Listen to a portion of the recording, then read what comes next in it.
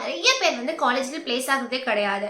But நீங்கள் பிளேஸ்மெண்ட்லேயே வந்து உங்களோட காலேஜில் பிளேஸ் ஆகலை அப்படின்னா அது வந்து ஒரு 500 மெம்பர்ஸ் ஒரு 1000 மெம்பர்ஸ்க்குள்ளே நீங்களால் வந்து போட்டி போட்டு உங்களால் வின் பண்ண முடியல அப்படின்னா நீங்கள் ஒரு ஆஃப் கேம்பஸ் எடுக்கும்போது நீங்கள் வந்து ஒரு லட்சக்கணக்கான பேர் கூட போட்டி போடுற மாதிரி இருக்கும். அதுக்காக ஆஃப் கேம்பஸ் வந்து பெட்டர் இல்லை நான் சொல்லலை. பட் ஆன் கேம்பஸில் உங்களுக்கு ஒரு ஆப்பர்ச்சுனிட்டி இருந்தும் நீங்கள் அதை மிஸ் பண்ணக்கூடாதுன்னு நான் சொல்கிறேன். ஸோ அந்த மாதிரி உங்களுக்கு ஆன் கேம்பஸில் நீங்கள் ஒரு 5 பிக்கஸ்ட் மிஸ்டேக்கை நீங்கள் அவாய்ட் பண்ணியிருந்தீங்க அப்படின்னா கண்டிப்பாக உங்களுக்கு ஒரு பிளேஸ்மெண்ட்டுக்கு நல்ல ஆப்பர்ச்சுனிட்டி வரும்னு சொல்ல நம்புவீங்களா? ஸோ இந்த வீடியோவில் நான் அதை பற்றி தான் பேச போகிறேன். ஸோ வித்வுட் ஃபர்தர் அடோ ப்ளீஸ் இந்த video I am Ramya, I am working software engineer top tech company. First major problem என்னவா இருக்கும்னு பார்த்தீங்க அப்படின்னா இம்ப்ராப்பர் ரெஸ்யூமே வந்து ரொம்ப ரொம்ப இம்பார்ட்டன்ட்ங்க. ஸோ ரெஸ்யூமே வந்து நீங்கள் ஒரு பிளேஸ்மெண்ட் ஆனாலும் நீங்கள் அப்ளை பண்ணும்போது உங்களோட அப்ளிகேஷனில் நீங்கள் வந்து அட்டாச் பண்ணுறீங்க.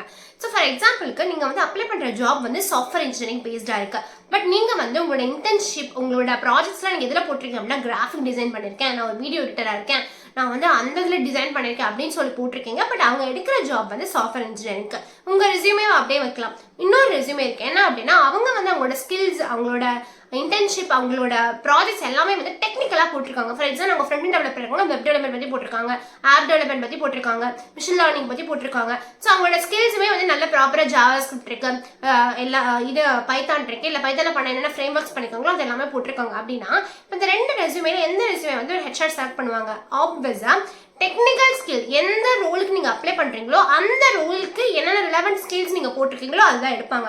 ஸோ இம்ப்ராப்பர் ரெஸ்யூமேன்றது வந்து ஒரு பிக்கஸ்ட் ரெட் ஃபிளாகாக இருக்குது நீங்கள் வந்து ஜாப் அப்ளை பண்ணும்பொழுது. ஸோ இது ஒரு ஆன் கேம்பஸ் இருந்தாலும் சரி ஆஃப் கேம்பஸ் இருந்தாலும் சரி இதுவே வந்து ஃபர்ஸ்ட் ரிஜெக்ஷன்ஸுக்கு காரணமாகுது. நீங்கள் பிளேஸ்மெண்ட் இருக்கும் பட்சத்தில் உங்களுக்கு ஹெச்ஆர் வந்து உங்களோட வந்து வெரிஃபை பண்ண சான்ஸ் இருக்கு. பட் இதே மாதிரி ஒரு பெரிய டாப் கம்பெனி இருக்காது, வந்து ஒரு டிசிஎஸ், இன்ஃபோசிஸ், ஒரு அமேசான், கூகுள் அப்படின்ற ஒரு கம்பெனிக்கு வந்து நிறைய அப்ளிகேஷன்ஸ் வரும்போது ஒரு ஹெச்ஆர் வந்து மேனுவலாக போயிட்டு வந்து உங்களோட ரெஸ்யூமே பார்க்க மாட்டாங்க. அப்போ என்ன பண்ணுவாங்கன்னு பார்த்தீங்க அப்படின்னா உங்களுக்கு ஏடிஎஸ் வந்து இருக்கு. ஏடிஎஸ் வந்து நீங்கள் வந்து ஏடிஎஸ் ஃப்ரெண்ட்லேயே உங்கள் ரெஸ்யூமே கிரியேட் பண்ணணும். அப்போது அதுவே ஸ்கேன் பண்ணி அதுக்கு பர்டிகுலர் ஜாபுக்கு பர்டிகுலர் ரோல்ஸ் இருக்கா ரிலவெண்ட்டாக இல்லைன்ற போது அதுவே வந்து ரிஜெக்ட் பண்ணி விட்டுரும், இல்லைன்னா உங்களுக்கு ஷார்ட் லிஸ்ட் ஆகும். ஸோ உங்களோட ரெஸ்யூமே வந்து நீங்கள் ப்ராப்பராக வந்து போடுறது டெக்னிக்கல் ரிலவெண்ட்டாக நீங்கள் வந்து ஒரு டெக்னிக்கல் ஜாபுக்கு தான் அப்ளை பண்ணுற பட்சத்தில் டெக்னிக்கல் ஆகிட்டு நீங்கள் எல்லாமே போடுறது ரொம்ப ரொம்ப இம்பார்ட்டன்ட்.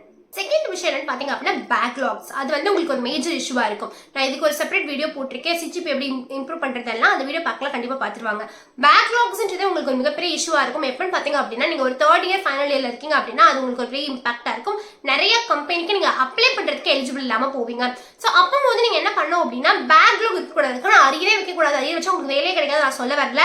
பட் நீங்கள் ஒரு ஃபைனல் இயர் அது 3rd இயரில் அந்த மிடில் இருக்கீங்க அப்படின்னா நீங்கள் ஆப்வியஸாக நீங்கள் அரியர் இல்லாமல் இருக்கிறது தான் நீங்கள் ஒரு சேஃபஸ்ட் ஜோனில் இருக்கீங்கன்னு அர்த்தம். நிறைய கம்பெனியில் அலோவ் பண்ணுறதே கிடையாது. ஸோ நீங்கள் அதை நீங்கள் வந்து பார்த்துக்கணும். நிறைய கம்பெனி வந்து இன்டர்வியூ ப்ராசஸ் அப்பெல்லாம் அலோவ் பண்ணிடுவாங்க. பட் நீங்கள் ஜாயின் பண்ணுற டைமில் வந்து உங்களுக்கு பேக்லாக் இருக்கவே கூடாதுன்னு நினைப்பாங்க. ஸோ அதுக்காக நீங்கள் வந்து ஒரு பெட்டர் நீங்கள் உங்களோட சிஜிபி மெயின்டைன் பண்ணுறது, அதுவுமே நீங்கள் வந்து ஒரு 70 to 75% சிஜிபி வந்து நீங்கள் வைக்கிறது ரொம்ப ரொம்ப இம்பார்ட்டன்ட். நிறைய கம்பெனியில் மினிமம் 60% மேலே வந்து உங்களை அலோவே பண்ணுறது கிடையாது. ஸோ அந்த மாதிரி பண்ணாமல் நீங்கள் ஒரு சிஜிபி குட்டாக மெயின்டைன் பண்ணீங்க அப்படின்னாவே உங்களுக்கு நிறைய ஆப்பர்ச்சுனிட்டிஸ் வரதுக்கு சான்சஸ் இருக்குது. தேர்ட் ரொம்ப ரொம்ப important point casual attitude. Attitude என்ன பெரிய ஆட்டிடியூட்? நான்லாம் வந்து ஒரு இன்டர்வியூல வந்து கலைக்கிறேன் அப்படின்னு நினைக்காதீங்க. Attitude speaks a lot. Communication எல்லாமே உங்களோட ஆட்டிடியூட் வந்து நிறைய இடங்களில் வந்து நீங்கள் யாருன்றத ப்ரூஃப் பண்ணும். ஃபார் எக்ஸாம்பிள் நீங்கள் வந்து ஒரு ட்ரெஸ் கோடாக இருக்கட்டும், ட்ரெஸ் கோட்றது ரொம்ப ரொம்ப இம்பார்ட்டன்ட். நிறைய கம்பெனியில் வந்து ட்ரெஸ் கோட் வேரி ஆகும். ஃபார் எக்ஸாம்பிள் வந்து ஒரு அமேசான், கூகுள் இந்த மாதிரி கம்பெனிலலாம் வந்து உங்களுக்கு ஒரு ட்ரெஸ் கோடே பார்க்க மாட்டாங்க. நீங்கள் என்ன மாதிரி ட்ரெஸ் பண்ணாலும் ஓகேன்ற மாதிரி இருக்கும். பட் நீங்கள் ஒரு மிட் ரேஞ்ச் ஒரு ஸ்டார்ட் அப் கம்பெனியில் வந்து உங்களுக்கு ஒரு குட் ட்ரெஸ் வந்து ஒரு ஃபார்மல் ட்ரெஸ்ஸஸ் வந்து எக்ஸ்பெக்ட் பண்ணுவாங்க. But what ever it is, நீங்கள் ஒரு ஃப்ரெஷராக இருக்குன்ற பட்சத்தில் ஒரு இன்டர்வியூ வந்து விர்ச்சுவலாக அட்டென்ட் பண்ணுறீங்க, இல்லை நீங்கள் வந்து இப்போ இன்பர்சனாக அட்டென்ட் பண்ணுறீங்கனாலுமே ஃபார்மல் ட்ரெஸ் கோட் போட்டிங்க அப்படின்னா எந்த கம்பெனிக்குமே அது வந்து ஓகேவாக தான் இருக்கும். ஏன்னா நீங்கள் இப்போ ஜாயின் பண்ண போறீங்க, இன்னும் உங்களுக்கு கம்பெனி பற்றி எதுவுமே தெரியாது. நீங்கள் உள்ளே ஜாயின் பண்ணிட்டு உங்கள் கம்பெனி பற்றி உங்களுக்கே தெரிஞ்சிடும்.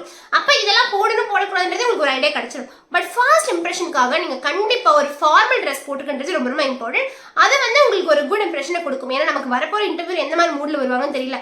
நீங்கள் வந்து அவர் ஃபார்மல் ட்ரெஸ்ஸில் வந்துட்டு அவர் ஃபார்மல் ட்ரெஸ்ஸை இருக்கவங்களை எக்ஸ்பெக்ட் பண்ணாரு, பட் நீங்கள் இப்போ டிஷர்ட்டில் உட்காந்தீங்க அப்படின்னா அதுவே உங்களுக்கு ஒரு பேட் இம்பாக்ட் கொடுக்கறதுக்கு நிறைய சான்சஸ் இருக்கு. செகண்ட் கேஷுவல் ஆட்டிடியூட் நீங்கள் வந்து அவாய்ட் பண்ணுறது என்ன அப்படின்னா லேட் இன்டர்வியூஸ். இன்டர்வியூ லேட்டாக போனீங்க அப்படின்னா நிறைய இன்டர்வியூர் வந்து ஃபர்ஸ்டே நோ, என்னால் வந்து உங்களோட கேண்டிடேட்ஸ் வந்து ஃபர்தராக மூவ் பண்ணவே முடியாதுன்னு சொல்லிட்டு ஸ்பாட்லேயே நோ சொல்லிடுவாங்க. ஸோ அந்த மாதிரி பண்ணவே பண்ணாதீங்க. ஒரு இன்டர்வியூக்கு 10 to 15 minutes முன்னாடியே இருங்க. மேபி உங்களுக்கு முன்னாடி உள்ள ஒரு ஆள் வந்து லீவ் அன்னைக்கு வரல, லேப்ஸ் ஏதோ சம்திங்னா உங்களை வந்து அந்த டைம் டக்குன்னு கூப்பிடுறதுக்கு சான்சஸ் இருக்கு. ஸோ உங்களோட டைமிங் அலாட் பண்ணியிருக்காங்க, அந்த டைம் மட்டும் தான் நான் போவேன்னு மட்டும் பண்ணாதீங்க. ஒரு 10 to 15 minutes ஒரு half an hour முன்னாடி போனாலும் தப்பு கிடையாது. உங்களுக்கு உங்களுக்கு அது வந்து ரொம்ப இம்பாக்ட் தான். ஃபோர்த் பாயிண்ட் வந்து பார்த்தீங்கன்னா லோ சிஜிபிஏ. இதை பற்றி நான் ஆல்ரெடி சொல்லியிருக்கேன், பட் இருந்தாலும் சொல்கிறேன். CGPA is very very important when you apply for a ஒரு பிக் கம்பெனிக்கு வந்து நம்ம கேட்பாங்க. ஏன்னா நிறைய கம்பெனி வந்து அவங்களோட போஸ்ட்லேயே சொல்லியிருப்பாங்க மினிமம் 60% இஸ் இம்பார்ட்டன்ட்னு சொல்லியிருப்பாங்க. இல்லைன்னா நீங்கள் அதுக்கு எலிஜிபிளே இல்லைன்னு சொல்லியிருப்பாங்க. ஸோ கண்டிப்பாக உங்களோட சிஜிபி மெயின்டைன் பண்ணுங்க. சிஜிபிலாம் ஒன்றுமே இல்லைன்னு சொல்லிட்டு நிறைய பேர் பண்ணுவாங்க அப்படின்னா நிறைய ஸ்கில்ஸாக இருப்பாங்க. அதாவது டிஎஸ்சி தெரியும், டெவலப்மெண்ட் சைடு தெரியும், இன்டர்ன்ஷிப் நிறைய பண்ணியிருப்பாங்க. பட் அவங்க வந்து காலேஜில் உள்ள அகாடமிக்கோட சப்ஜெக்ட்ஸ் வந்து ஒழுங்காக படிச்சுக்க மாட்டாங்க. என்ன பார்த்துக்கலாம்னு சொல்லிட்டு ஏதோ போய் எழுதியிருப்பாங்க. அவங்க வந்து மற்ற எல்லா ஸ்கில்ஸுமே உங்களுக்கு டாப்பாக இருக்கும். பட் வந்து அவங்களோட சிஜிபிஏ வந்து பிலோ 60 இருந்துச்சு அப்படின்னா நீங்கள் ஃபர்ஸ்ட் இந்த ஜாப் அப்ளை பண்ணுறதுக்கு எலிஜிபிள் கிடையாது. அப்ளை பண்ணதுக்கப்புறம் தானே உங்களோட ஸ்கில்ஸ் எல்லாமே நீங்கள் வந்து ஷோ பண்ணுறது எல்லாம். ஸோ அதுக்கே எலிஜிபிள் இல்லை அப்படின்னா அதுவே ரொம்ப இம்பார்ட்டண்டாக இருக்கும். ஸோ நீங்கள் தயவு செஞ்சு சிஜிபிஏ வந்து கரெக்டாக மெயின்டைன் பண்ணுங்க. ஃபிஃப்த் மிஸ்டேக் எல்லாரும் என்ன பண்றீங்கன்னு பார்த்தீங்க அப்படின்னா not applying in bulk. For example, நான் ஒரு கம்பெனிக்கு அப்ளை பண்றேன். அந்த கம்பெனிக்கு வந்து நான் அப்ளை பண்ண உடனே எனக்கு மெயில் வரணும். இல்லைன்னா என்ன பண்றது தெரியாதுன்னு சொல்லிட்டு டென்ஷன் ஆகுறதோ இரிட்டேட் ஆகிறதோ விஷயமே கிடையாது. ஃபார் எக்ஸாம்பிள், நீங்க ஒரு 100 கம்பெனிக்கு அப்ளை பண்ணாதான் 1-2 கம்பெனிக்கு உங்களுக்கு ரிப்ளை வாச்சும் நீங்க எக்ஸ்பெக்ட் பண்ணலாம். இல்ல அப்படின்னா எக்ஸ்பெக்ட் பண்ண முடியாது. ஏன்னா உங்களுக்கு மல்டிபிள், அதாவது 100,000 கேண்டிடேட்ஸ் அவங்க எடுத்து அவங்க வெரிஃபை பண்ணி ஒரு ப்ராசஸ் பண்றாங்க. ஸோ உங்களுக்கு உடனே ரிப்ளை நீங்க எக்ஸ்பெக்ட் பண்ணவே கூடாது. அப்ப என்ன பண்ணணும் அப்படின்னா, நீங்க 1 or 2 கம்பெனிஸ் அப்ளை பண்ணிட்டு அந்த கம்பெனி டிபெண்ட் பண்ணி அவங்க எப்போ அந்த ஆக்சுவல் நமக்கு மெயில் அனுப்புவாங்க, அந்த கம்பெனியவே ஐயோ எப்போ வரும் நீங்க வந்து கவலைப்பட்டு பார்க்கறத தவிர்த்து இன்ஸ்டன்ட் நீங்க நிறைய கம்பெனிக்கு அப்ளை பண்ணீங்க அப்படின்னா யாராச்சும் ஒரு ஆள் உங்களுக்கு ரெஸ்பான்ஸ் பண்ணுவாங்க. அதை வச்சு நீங்க மூவ் பண்ணிடலாம். ஆஃபர் லெட்டர் கைக்கு வராத வரைக்குமே எந்த கம்பெனியும் நமக்கு நிச்சயமே கிடையாது. ஸோ நீங்கள் வந்து எவ்வளோ முடியுமோ அவ்வளோ அளவுக்கு அப்ளை பண்ணிட்டே இருங்க. நான் வந்து எப்படி வந்து ஈஸியாக அப்ளை பண்ணுறதுக்கு, எந்த வெப்சைட்ஸில் அப்ளை பண்ணுறதுக்கு நான் ஆல்ரெடி ஒரு வீடியோ போட்டிருக்கேன். அந்த வீடியோ பார்த்தீங்கன்னா உங்களுக்கு ரொம்பவே யூஸ்ஃபுல்லாக இருக்கும். அதை இன்டர்ன்ஷிப் பற்றியும் போட்டிருக்கேன், நான் அப்ளிகேஷன் பற்றியும் போட்டிருக்கேன். தயவு செஞ்சு இதை பாருங்கள்.